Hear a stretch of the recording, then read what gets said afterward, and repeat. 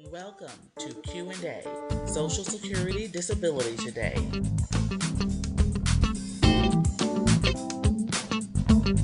This program is brought to you by the Reeves Law Firm, representing you and your Social Security and disability needs. If you have a problem or questions regarding Social Security and disability, call attorney Anthony Reeves.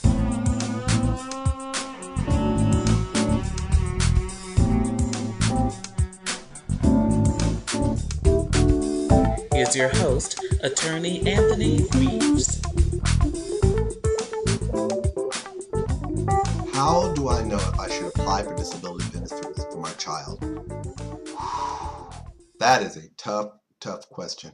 And it's one that I get not very often, actually. Most parents, when they come to me, it's not really should they apply. It's they believe their child is disabled. And I usually have to kind of work them on the opposite end of showing them that maybe they may not be as disabled as they think. Let me tell you why I say this. When you're applying for disability benefits for a child, you're basically telling the government that your child does not function at a level that a child appropriately should at that particular age based on a variety of 6 different categories. The tough part is where of those 6 categories, you have to show that at least 2 of them, the child is having marked limitations or in one category, an extreme limitations based on that age category that they're in. The younger they are, the harder it is for them to be proved disabled. So sometimes when parents come to me, I start and I say, okay, here's what you've got to remember. Children are tough as nails. I mean, a child will fall out of the tree, break their leg, and sit there and literally talk about put a bandage on it and go right back out there and keep playing. This is how tough they are. They're not wired like we are.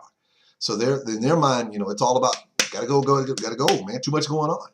So if you're saying that your child is at a level that you believe disability benefits is necessary because they're not functioning at the same level, you need to start doing a critical analysis of the situation.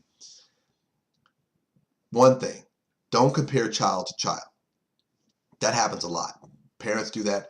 One child's getting disability benefits. They believe this child is worse than the one that's on disability benefits, so this child should get benefits too. And I said, never do that. Let me tell you why you should never do that. Because you really don't know what exactly they hung their hat on for that particular child.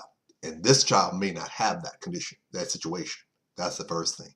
Second of all, you need to look at what is the impairment itself that you believe renders the child disabled, and then ask yourself the question, why are you saying that's the case?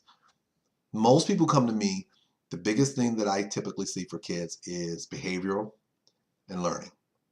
Usually behavioral and learning, and ADHD falls in there, ADD, ADHD. If it's a physical thing, it's a little bit easier because I can kind of steer the parents with regards to what types of medical treatment that their child is getting that makes you feel that they're disabled, usually for epilepsy or breathing and things like that. But if it's that category, like I said, with regards to learning disabled, if you're learning, I'm going to ask how many times have they been held back? Do they have an IEP or a 504 plan? IEP is an individualized education plan. 504 plan is it's a federal mandated program that literally lays out criteria for which the child has to get treated for. It lays out the criteria for the educational program for that child. I'm going to ask if they're in special classes. Do they require one-on-one? If they have behavior problems, how many times have they been suspended? How many times have they been kicked out of school? Are they into any type of therapies? Are they taking any type of medication? Those are the questions you want to answer. Really, at the end of the day, if you're thinking that your child is disabled, you need to start asking yourself those kind of questions. What is this problem?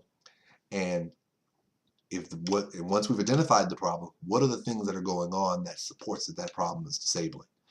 So the real question is not, how do I know if my child is disabled? It's really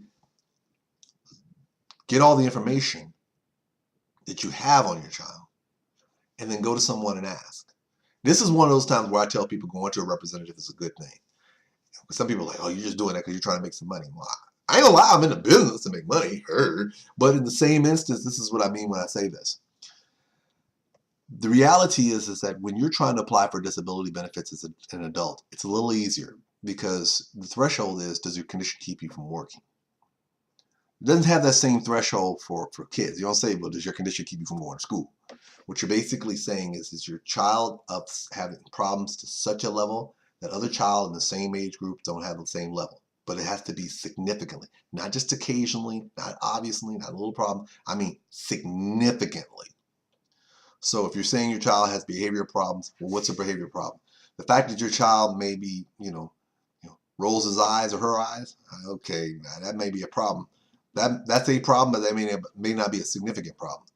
If the child is sitting there throwing temper tantrums and breaking things and throwing things in the house and locking themselves in the bathroom and basically cutting themselves, that might be an indication of a more significant situation. So I say this to say this.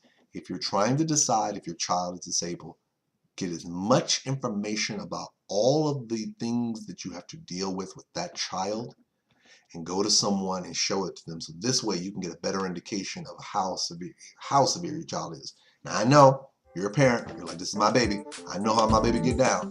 But you need to arm yourself with as much ammunition as possible so you can know for sure this is a situation that, one, you don't find